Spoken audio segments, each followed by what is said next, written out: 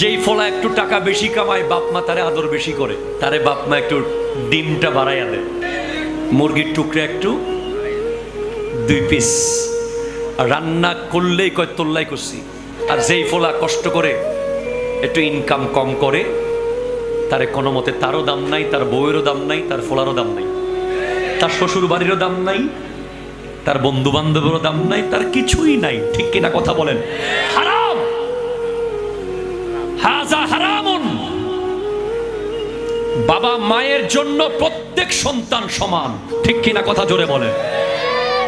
এটা যদি কেউ করে থাকে উনি জুলুম করেছে।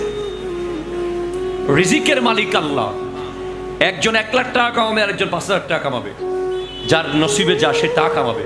কিন্তু বাপ মা যদি 1 লাখ টাকা যে কামাচ্ছে তারে স্পেশাল আয়োজন করে, আর 5,000 যে কামায় তারে পাত্তা না দেয়, ওই বাবা মা সন্তানের উপর জুলুম করেছে। ঠিক কিনা কথা জোরে বলে?